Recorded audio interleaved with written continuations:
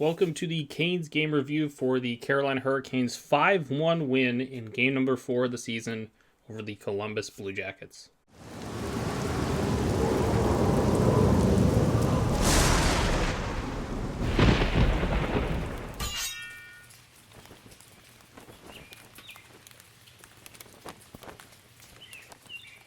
For the intro to this game, there's not a ton. Frederick Anderson continues his hot start to the season. He starts again here in this game.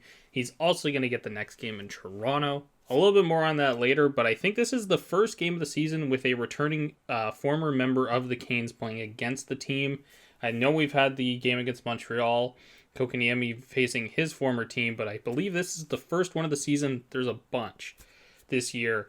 But Jake Bean is playing his first game against the Carolina Hurricanes. In case you don't remember, in the offseason, Jake Bean was left unprotected in the expansion draft, with the expectation, I believe, that Ron Francis was going to take him in Seattle, given he was a player that he had drafted years ago. But Jake was left unselected. They took Morgan Geekie instead, and then Jake Bean was traded to the Columbus Blue Jackets for a second-round pick. I believe it was 44th overall, which ended up being Alexei Haimo-Salmi.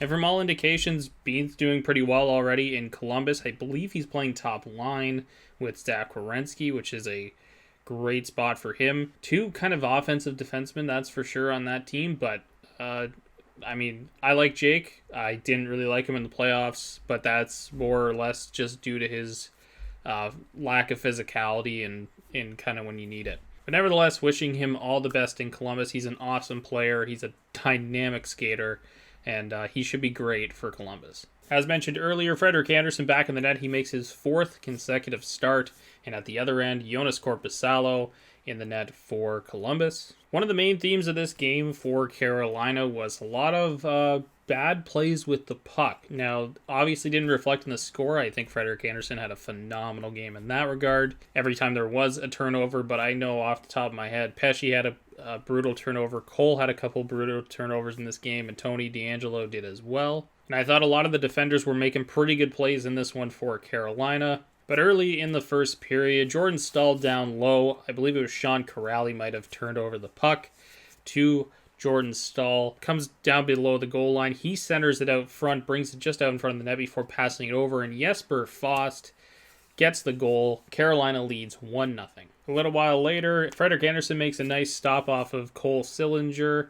And then a play off of a draw where Svetchnikov goes to the net. He ends up high-sticking the puck way above the crossbar down into the net. A very impressive play nonetheless from Svetch, but it is, of course, waved off due to the high stick. One of the players I thought on Carolina that was pretty good in this one, Brady Shea. He has been better every game since that first one. Maybe the first or second game. I think I was giving him a little grief on the channel here just from the way he was playing wasn't very good, not Brady Shea-like, and ever since then he was improved steadily each game. And in this game he was kind of flying, offensively. Rarely do we see Brady Shea step up this offensively. He was finding his way to the net and getting shots off. Pretty impressive. He had a really good game in this one. First penalty of the game would go to Columbus. Gavrikov would go off for high sticking. And off the ensuing face-off, Svetchnikov from the point where he loves to shoot just at that circle level. Shoots it, it hits Trocheck in front, bounces off of kind of his back or his side, past Korpisalo, and the Canes lead 2-0 with a power play goal. Columbus would go on to kill off the second half of the double Meyer penalty to Gavrikov here. And this is kind of where the game just, turned. At this point, I think Columbus was pretty much out of it, and they didn't really get it back. They had some chances in this game for sure, but the momentum never swung back in Columbus's direction in this one. Svetchnikov has a chance at the end of the period, but that's going to do it. End of the period, 2-0 to score for Carolina. And really, Carolina is winning all the puck battles. Their first every puck. They look like a much more energized hockey team in this one so far, and that would carry on through the rest of the game. Early on in the second, the Canes get into a bit of penalty trouble. Tony DeAngelo already in the box. Then Brett Petchey goes off for, I believe it was holding on Jacob Voracek. And I think they were arguing it was diving, but even then, still a bit of a holding call. Quickly into the 5-on-3 advantage for Columbus. Boone Jenner gets one through the 5-hole of Frederick Anderson.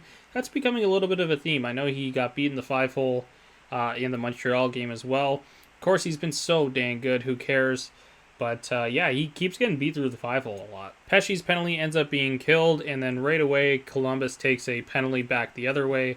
Andrew Peeke goes off. Korpisalo was the star on this penalty kill. He made a couple of good saves, one specifically off Martin Necas. And right after that, Jacob Voracek would find himself in the box as he hooks Teuvo Teravainen, and the Canes head back to the power play. And on this power play, Brett Petchey, working that second unit anchor spot, gets a shot through. Jordan Stahl just hacks away at a rebound, and it kind of flutters through. And actually, I think Korpisalo, as he tries to pull his, try to kind of kick his leg up at the back, really just ends up kicking this into his own net.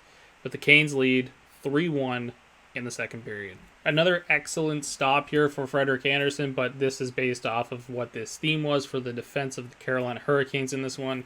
Ian Cole with a brutal giveaway to Igor Chinnikov.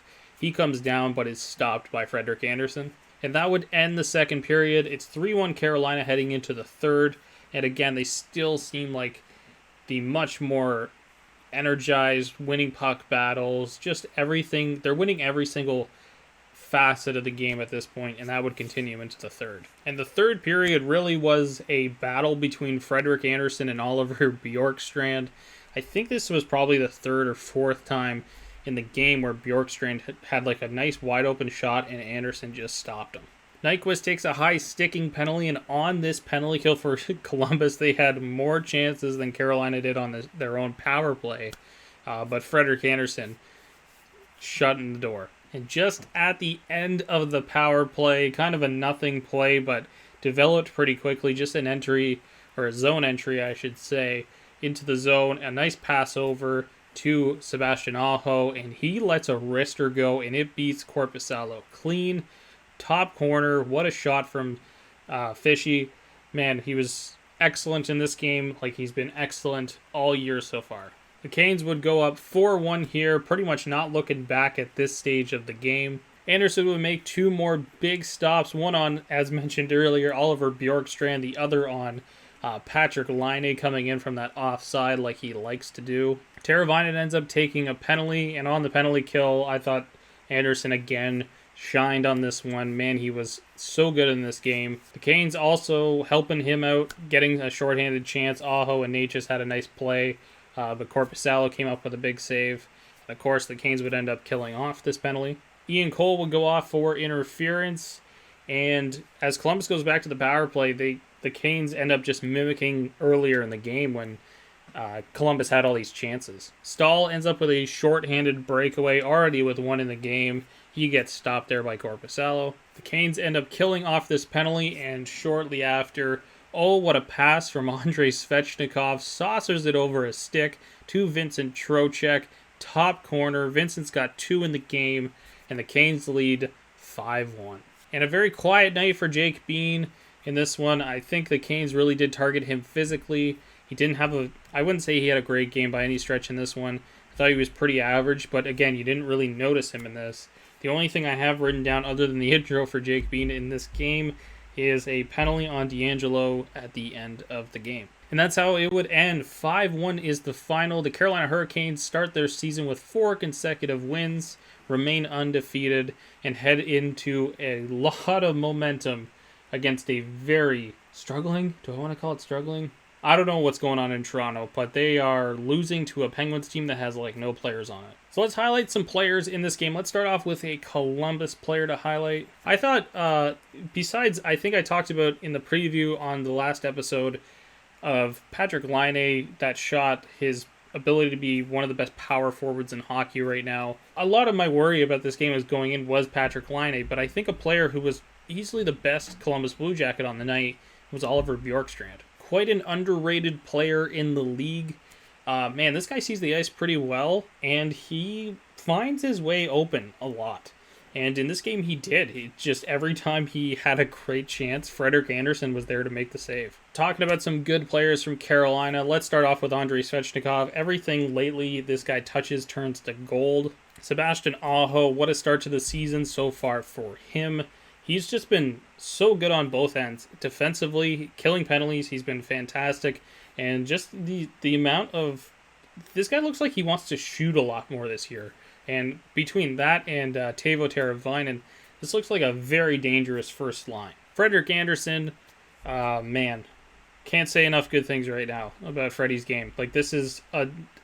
I was very worried in the offseason when they signed him. And I was really worried because he has not been healthy for like the better part of 3 years, and he's been in Toronto, and you know, sometimes guys just don't come out of that market and they're damaged for lack of a better word. But it looks like just a lack of a media presence, maybe a little bit more relaxed environment. He's certainly in front of a better defensive structure and defensive team in Carolina than he was in Toronto. But I think he's just been, man, he's been everything and more for this team to start the season. And of course, the captain, Jordan Stahl, I think his best game of the season so far. He was everywhere, winning a lot of puck battles.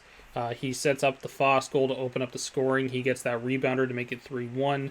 I thought he was just fantastic in this one. Let's start off with like a meh player on this one. I think Jesperi Kotkaniemi in this one, he's playing on a line with two guys who drive plays so incredibly well with Aho and Teravainen that some nights he's going to kind of get left behind. And I think this was one of those nights where he's not bad, but he's not, not very noticeable. Just kind of there. That might be the word best to describe it. Just kind of there. I thought he had a fine game, but, coming off the Montreal game, we probably want to see a little bit more from him, going forward. Brett Petchey I highlighted as kind of an average one. In this game, I think he had a lot of turnovers. He wasn't handling the puck very well, but he did have the assist on the 3-1 goal. I thought he played fine, but not as good as we've come to expect from Brett Petchey. And the only player I had written down in the bad column, and I think this is kind of marginal, I don't think he was horrible, but Ian Cole.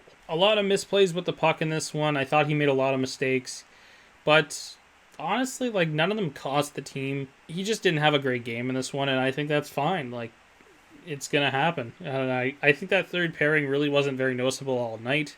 Ethan Bear didn't do a whole lot of anything in this game either, but I'm going to highlight Cole just because of his turnovers. I think he had about 3 or 4 in this game that were real bad. I think he had the turnover to Sillinger. He had the turnover to Chinakhov. Yeah, it's just a bad game, and I'm sure he'll bounce back. He's Ian Cole after all.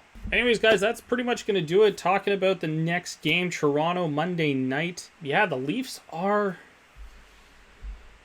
struggling. I think there's going to be some stuff that eventually happens with this team. I don't know if it'll be this season or anything. I live pretty close to Toronto, so it's hard to not see all of the news that is, Toronto-based. And also, watching the documentary at the beginning of the month and seeing just, the inner workings of that team. There's a lot to be desired there still, and that's a team that's kind of struggling to start. Really, this is a prime game for the Carolina Hurricanes to come in back at home and let Frederick Anderson beat his old team. And of course, who else would sound the siren other than David Ayres, the Zamboni driver from Toronto that went into the net as an emergency backup goaltender and won the game back in 2020. Geez, that seems a long time ago. Hard to believe that's just over a year and a bit ago, but yeah. Wow, year and a half, I guess? Yeah. But, so that's going to do it for this episode. We'll be back with the Toronto game very soon. Looking forward to it. Watching that game with a few friends that are Leafs fans, so hopefully bragging rights at the end of that one. As always, guys, hit that like button down below if you like the video. Hit that subscribe button and the notification bell if you want more content like this and to see it as soon as it uploads. And as always, I will catch you on the next one.